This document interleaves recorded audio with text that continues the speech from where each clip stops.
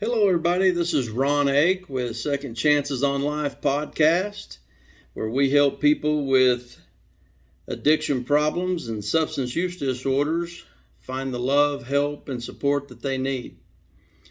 We just want everybody to know that they're not alone. They are loved. There is help out here.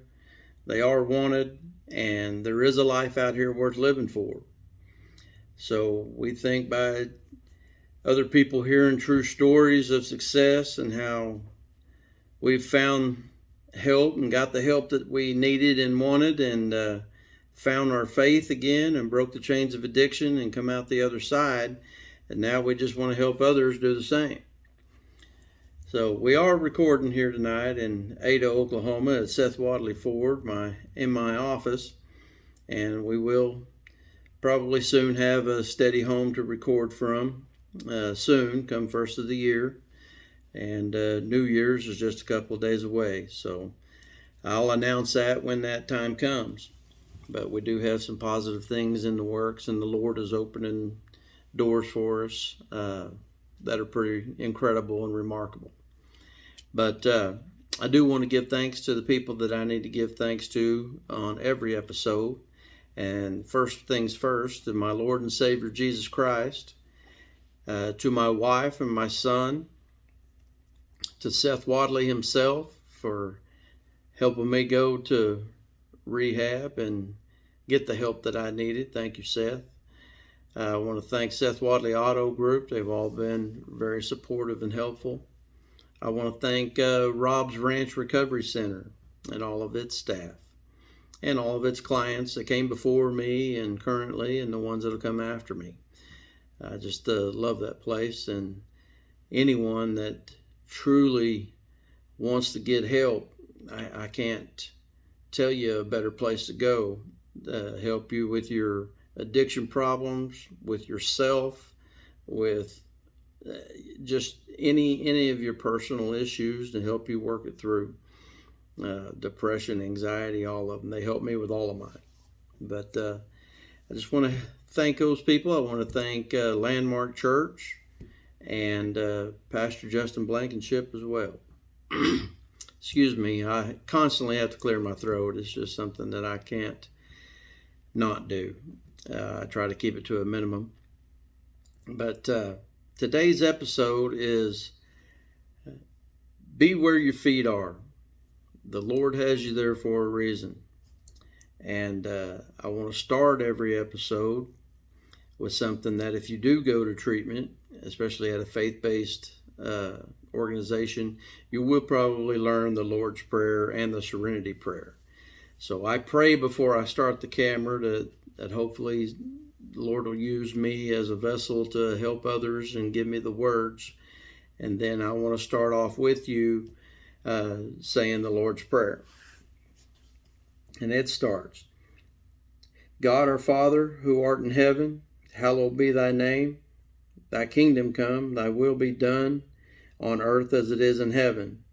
Give us this day our daily bread, and forgive us our trespasses, as we forgive those that trespass against us. Lead us not into temptation, but deliver us from evil. For thine is the kingdom, the power, and the glory forever and ever. Amen. That is the Lord's Prayer. And like I said, if you do go to faith-based, especially faith-based treatment center, you will learn both the Lord's Prayer and the Serenity Prayer.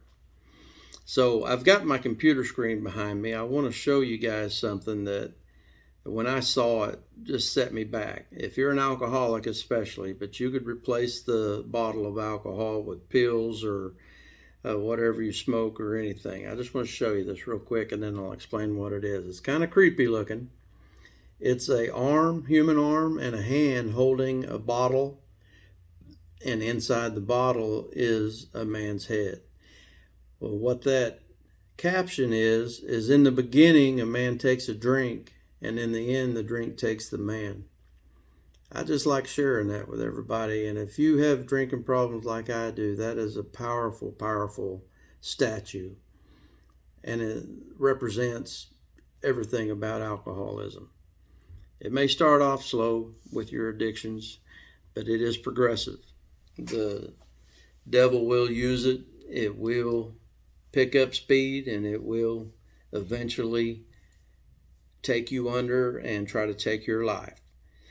The devil wants nothing more than to destroy you and see you as miserable as he could possibly get you before he takes your life.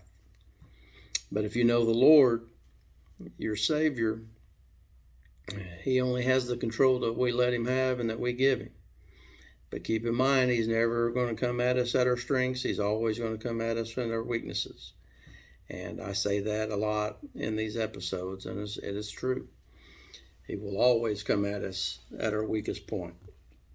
So today's episode is, like I said, be where your feet are. The Lord has you there for a reason, and he won't give you more than you can handle. But we have to remember those things. So I keep looking down at my notes here. I just want to touch on some serious pointers that I've had. God has you there for a reason. When things get tough, when anxiety and anger and depression and all that starts seeping in, and the momentum and the energy and the anger start building, there's some simple things that we can do that'll help. I promise you they'll help if you just do them. One of them is a breathing exercise. And that is just to sit still for a second, take in as deep a breath as you can, and breathe it out through your mouth. Just do it 3 times. Take a deep breath as you can in through your nose, slowly exhale through your mouth. Do it 3 times. If you need to repeat it, repeat it. But I can almost assure you that after you do it once, if not twice, your spirit will have a calmer demeanor to it. It does work. That is one exercise that we can do when times get to us and the old volcano is about to erupt, is step aside from whatever the issue is, get by yourself, go to your car, go to the restroom, in a stall, whatever, and try that breathing. Try saying a prayer for the Lord to help you at that moment, to take away whatever it is that's bothering you, to give you the strength to, and a calmer demeanor and some kind of understanding. But the last one is the one that the title is more about. And it sounds silly, but I promise you it works. Is when I've gotten fired up and just ready to strike at somebody or fly off at the mouth. And we've said in other episodes, the mouth is the sharpest knife in the tool shed. So try to contain it. So try to contain your mouth, try to contain your anger, stand up, look down at your feet and pause and just stare at your feet for a second. And realize that the Lord has you where you are at that moment for a reason. It's not an accident. You are where your feet are, and the Lord has you where he needs you at that moment. And it's not an accident. So you are where your feet are, and the Lord has you there for a reason. We might not understand it. We might not like it. But it's not an accident. So between those 3, the breathing, the praying, and the looking down at your feet and focusing, those will help most any situation get better. I'm not saying it's going to fix your problem or everything's just going to poof disappear for you, but it will at least help calm your demeanor and calm your spirit. And you don't have to make some of the mistakes that I've made in the past and fly off the handle, start fighting, hurting somebody or yourself, or causing problems that you can't undo. And trust me, I've been there, and I don't wish it on any of you. I'm trying to put all this out here to try to help somebody from not making the mistakes that I've made.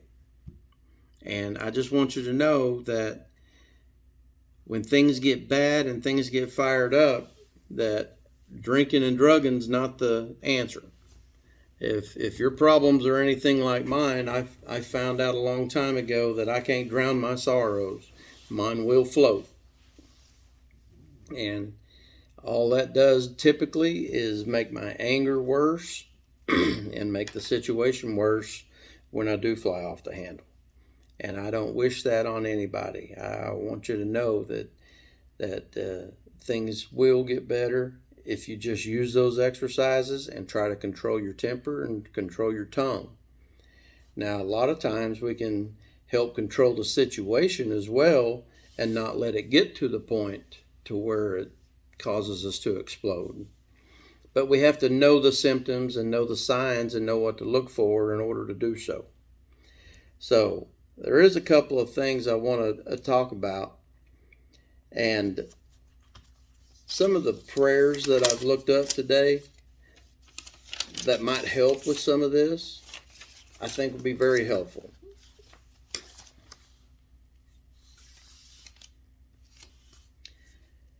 One of the things here, after the breathing and the looking at your feet, is the spiritual guidance that we need is just, I don't know how you can do it without the spiritual guidance. I couldn't have, and I don't know how anyone can, but I know people that have. I just don't know if they're as bad as I was and to the point that I was, how they can do it without finding their religion or their higher power. I just don't. And when you go to rehab, they will teach you about, higher power and how to cope and those type of things as well. So I'm looking at my notes here. There's a couple of good pointers that I had earlier with some verses on them, and I'm struggling to find them at the moment, but that's my apologies to everybody for that. But the main thing and the whole purpose for this today is just to know that things don't happen by accident. We have to be present in the situation. This is the second Christmas, and I've been married 33 years. My son's 29 years old, and this is probably the second Christmas in his life that I've truly been present. And that's embarrassing for me to say, but it's a blessing at the same time that at least I'm alive to enjoy it, because a lot of people I know, their addictions will kill you. And I just don't want that for anybody. There is a better way out here, but we first have to control the situation. There's better ways of coping with things than taking drugs and drinking. And I just want to put as much information out here to help people realize that and to try some of these exercises. And like we said, not make the mistakes that I made. If there's scripture that talks about being present in the moment and praying to the Lord for guidance, direction, and understanding. And if you can calm yourself down at those times and separate yourself from what's angering you and pray to God and ask Him to help you, that the odds of your situation getting better, I'm not saying it's going to go away or it's going to be perfect, but your situation being better versus what it would be if you just keep drinking or go take pills and let the anger and anxiety and frustration and all that boil over. It will get to you, and it will cause you problems. It will cause you mistakes that you will regret for many, many years. There's still things, even though I've tried to make amends with everybody that I've done wrong or that I can, I've prayed for forgiveness from everybody, even though I can't find them or I can't apologize in person, just for my own sake and my own self, so I can move on. Forgiveness is funny, man. We can ask, it's hard to ask for forgiveness if you're a prideful, aggressive person like I was growing up. It's hard to look at another human being and say you're wrong, you're sorry, and ask for forgiveness. I used to be, I didn't really care what anyone thought. You can take me or leave me. I don't care. If you like the way I am or you don't, you're going to get what you get, and I'm not going to front for anybody. And that's just such a rude ass of a person to be that I'm not that person anymore. Now, granted, on the flip side of that, now that I've turned a new leaf and I'm trying to be the best product of a person that I can put out and that I can be, if someone doesn't like what I'm doing right now and I'm trying to be the best that I can be, I'm probably not going to sweat it too much or worry about it too much either. I may pray for them and ask the Lord to give them the strength to forgive me or, to accept me the way I am, but I'm not going to worry about it too much because I know at least now that I'm on the right path and I'm trying to do the right things. But there's just so many ways that you can help yourself get out of situations if we just slow things down, talk about them, pray about them, try these breathing exercises, try looking at your feet, try praying. It will work. And you don't have to make the mistakes that I've made. There's tough days going to come. It doesn't matter how straight and narrow you try to walk. We found out that, my wife's uncle passed away today, or he actually passed away yesterday, I believe it was. And we found out today that my son's giant schnauzer has bone cancer. These are just tough times and tough things to accept. I mean, the last 3 years, I've said in other episodes, have been the hardest on me personally, and I know they have my family, physically, financially, mentally, spiritually, everything. And it's taken me to totally be broken and drop to my knees and ask the Lord for help, forgiveness, and surrender all this to Him for me to be able to sit here and talk to you about it. So even on those tough days when, I keep itching, I apologize, but it's getting late and I've got the cleaning crew walking around looking at me, and it's kind of awkward. But whenever times get tough like that, the Lord's, I believe, if we're being hard-headed and we're not living a godly life and we're not trying to help others like we're supposed to, and we're living just for ourselves, I do believe the Lord lets us make our own decisions for a reason. And if we are going to consistently make the bad decisions and the wrong decisions, I believe He allows us to do so we will fall flat on our face. And when we do fall flat on our face, it's at that point you have to push yourself up at least to your knees. And then when I did that, I looked to the Lord and asked for forgiveness, and I gave total surrender. Obviously, my way of thinking and doing things wasn't right. It got me to the point of being flat on my face and eat up with my addiction, and my family about sick of me, and hurting my job, hurting my physical well-being. My organs was starting to hurt and give me problems. I'd made multiple trips to the hospital, and on the last one, they asked my wife to leave the room in case they needed to pull out the paddles and jumpstart me because my blood pressure and heart rate was dropping and spiking and back and forth so bad that they was afraid they was going to have to jumpstart me. So you don't have to let it go to that extent. You can take your life back, but you have to want it. And it's hard because your addiction does control you for so long. It's hard to get to a point to where you're willing to just say, I'm sick of this. I'm done with this. I need something different in my life because my way is not working.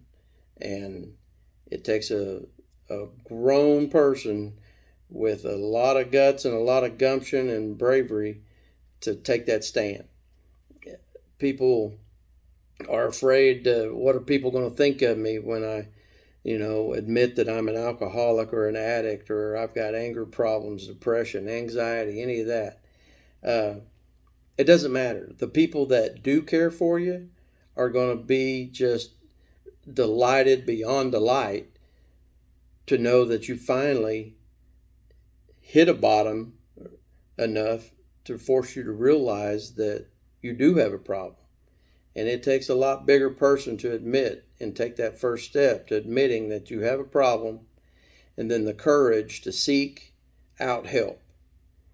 And you don't have to have all the answers to where to go, or just start asking around, Googling, looking it up. I can tell you, if you're a male, Rob's Ranch Recovery Center in Purcell, Oklahoma, is a faith-based recovery center. And I cannot say enough good things about the staff they have, the pastor, the counselors, the facility itself is beautiful. It's so nice. And I was there for 90 days for drugs and alcohol myself. I'm an addict and an alcoholic, recovering, going on 2 years in March. And it's fixing to be January, so I still got a couple of months before I'm 2 years clean and sober.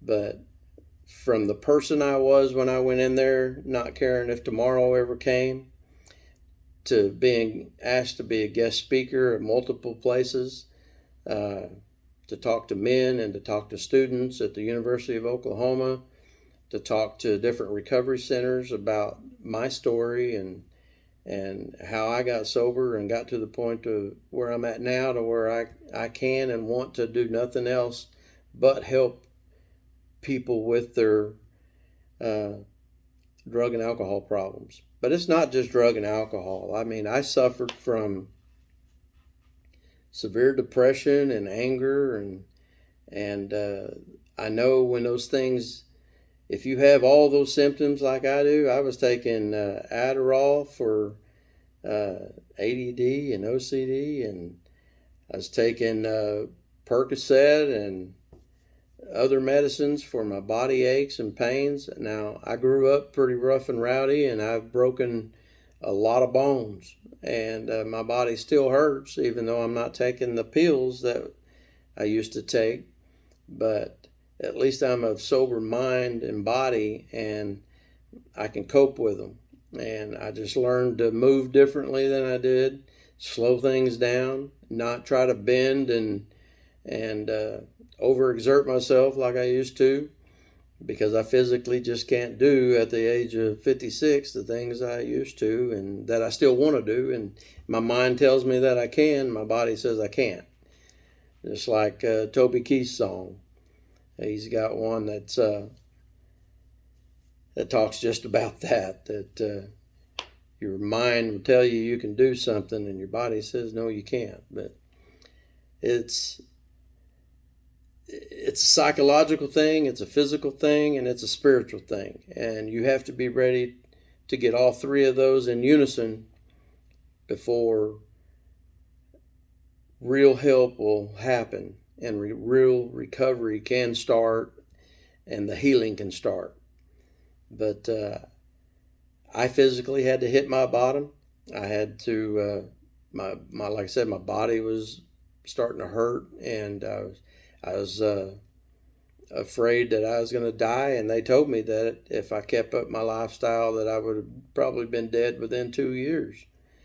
And I was to a point, depression and anxiety-wise, where I was actually picking out songs to my own funeral. I say that in a couple of episodes. That's not exaggerated. I will not look into this camera and tell you something that's not true. At least true in my belief and in my mind and in my experiences. There's no reason for me to sit here and lie to you or exaggerate. The truth and real life is hard enough on people. But there's a couple of things I still want to cover on with you here.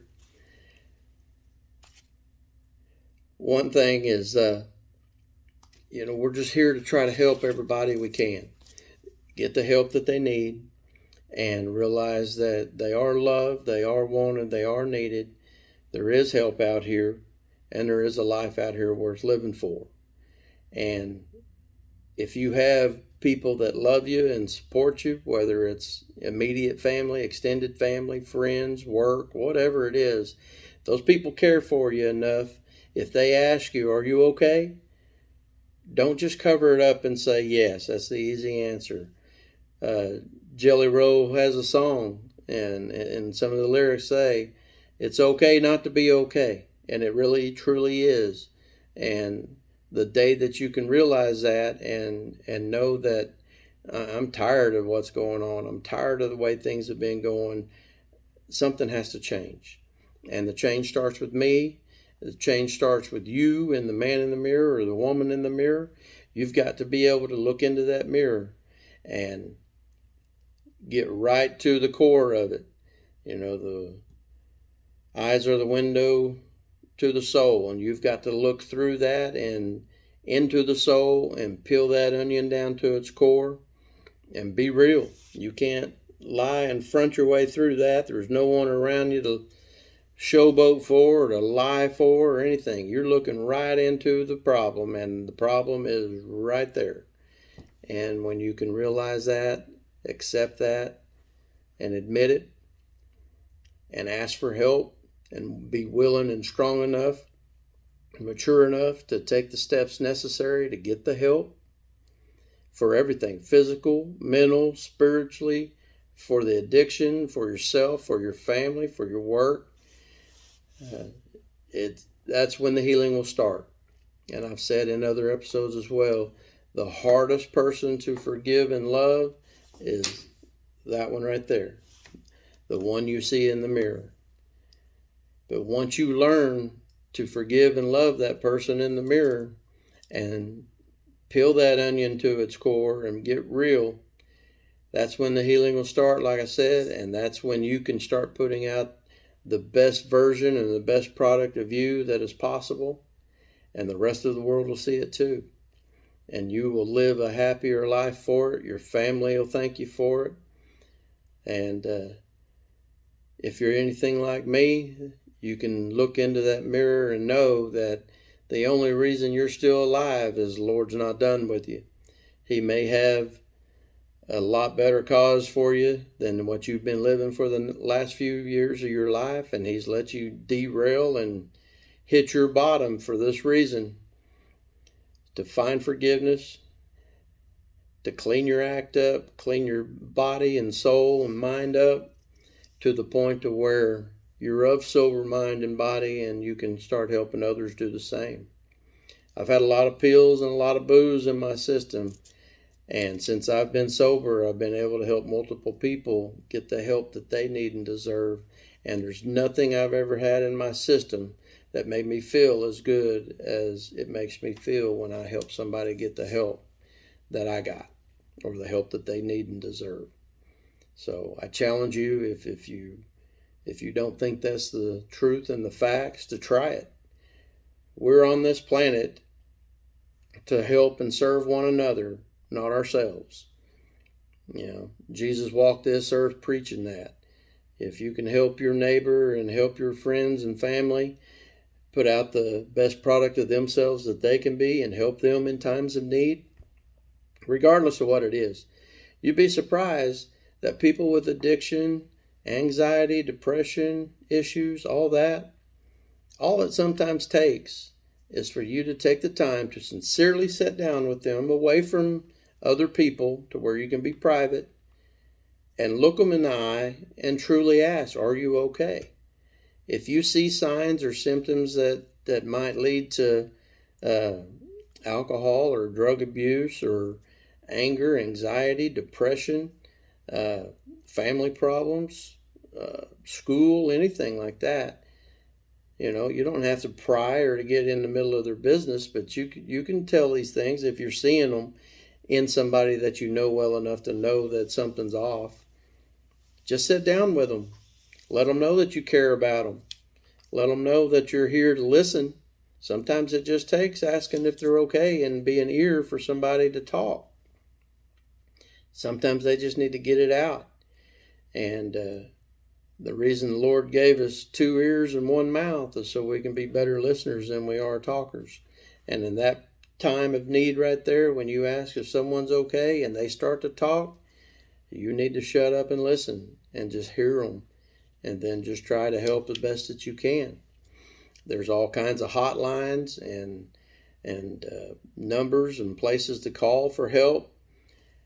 We're going to have a website up soon with different links to places that you can call to help. The drug and alcohol hotlines are open 24/7. Our email address is the Second Chances on Life podcast at gmail.com. And that is the number 2 ND for second, Chances on Life podcast at gmail.com. You can always email me. You can always ask me questions. I'm happy to answer them on the next episode or anything if I can. And if you want to leave a number that you need someone to talk to, I'll try to call you, or I'll at least try to email you. Or if you have questions or comments about the show, please email me.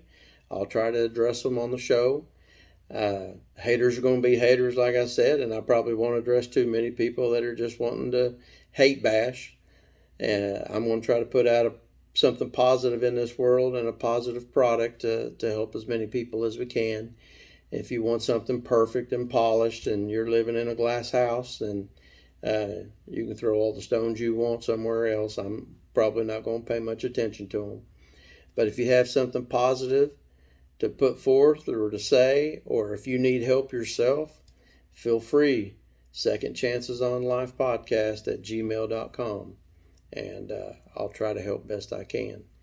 So there's a saying that you can't eat an elephant in one bite, but you can with a lot of bites. And that's the same with helping people. We can't change the world overnight, but we can start by helping and changing one person at a time. And that's all we can really ask for and all we can do. And that's what I'm going to spend the rest of my days trying to do, is just put something positive out here in this so negative world and try to help as many people as I can. And hopefully, if you like what you're seeing and you like what you're hearing on this, if you have the means of helping and supporting this cause, please contact me. And we'll spend every penny we can trying to get as many people as we can the help that they need and deserve. I would love one day to be able to help sponsor people tuition or whatever to Rob's Ranch or to the Hope Center for females. I just would love if one day this podcast could pick up enough traction to where we can make donations to the Hope Center and Rob's Ranch, or help sponsor people to go get the help and the care that they need. But it's a little at a time, one day at a time on all of this. The podcast and your addiction and recovery is just one day at a time. And there's a friend of mine named Joe Pello I mention on about every episode, because he gave me some words of wisdom one day while I was at Rob's Ranch, and I thought it was funny sounding at first until I adopted it and I start trying to live it. And it's put your shoes under your bed. Make your bed every day. If you can't do anything right, at least you can make your bed, and you've at least done that for the day. And after making your bed, when you're on your knees to get your shoes out from under that bed, you might as well thank the Lord for that day. Ask Him to help keep you sober for that day. And the whole point of it is to get to the Lord before the world gets to you. And that is some great advice, and I try to live it, and I suggest you try it too, because it does work. But take the time. If you know someone that needs help, please reach out. Please send this episode or like it, share it to as many people as you can. Little by little and slowly, word will trickle out. We are now on Spotify, and we will be having links on Instagram. I'm not the most tech savvy, and all this social media stuff's not my thing, but I've got some people on the way that will start helping me put this stuff out here after first of the year. I've got some folks that will help us with a website. I will have a calendar on there at one point, and I will be doing some sobriety coaching to where you can go on there and block out 30-minute to an hour intervals, and we'll do some one-on-one sobriety coaching. I don't want to be your sponsor, on a daily basis like that. I hope you get one. Everybody needs one. But I'm a sports guy, and I've played sports my whole life, and I've had some really great coaches that keep me motivated and help you hone your skills and keep you accountable. And we can talk about daily issues. We can talk about anything and everything that you need to talk about. But we're going to set goals, and we're going to be accountable. And that's what I want to help people with. So that day's coming, and it's coming pretty soon. But until now, if you need to reach me, it's Second Chances on Life podcast at gmail.com. And I'll try to get to you and answer any questions and help you best I can with anything. So I'm going to try to wrap it up there. We're going to wrap things up with the Serenity prayer. Like I said in the beginning, you will learn the Lord's Prayer and the Serenity prayer if you go to at least a faith-based recovery center like I did. So if you would, we'll say the Serenity prayer right quick. God, grant me the serenity to accept the things I cannot change, the courage to change the things I can, and the wisdom to know the difference. Amen. That right there in itself is a podcast on its own, just breaking down and deciphering the Serenity prayer. Though that prayer right there and what it stands for can help with what we're talking about when the anxiety and the anger and all that kicks in, is just focus on what you have control over. A lot of times, myself included, I'd fly off the handle and get so bent out of shape over so much stuff. Most of it was out of my control. I had no control over. When I realized that I can focus and fix the things that I have control over and let the rest of it go, and let whoever is responsible for that part of it handle their part, and me only focus on my part. And in treatment, they'll teach you just worry about your side of the street. You keep your side of the street clean, let everybody else worry about the other side. It'll make the world of difference for you. So I'm going to leave it right there. Please reach out to those in need. If you can help us, please help us, and we're going to reach out and help as many people as we can. So I'm going to wrap it up right there. This has been Second Chances on Life podcast. I'm Ronnie Ake. Have a blessed day. Thank you. I love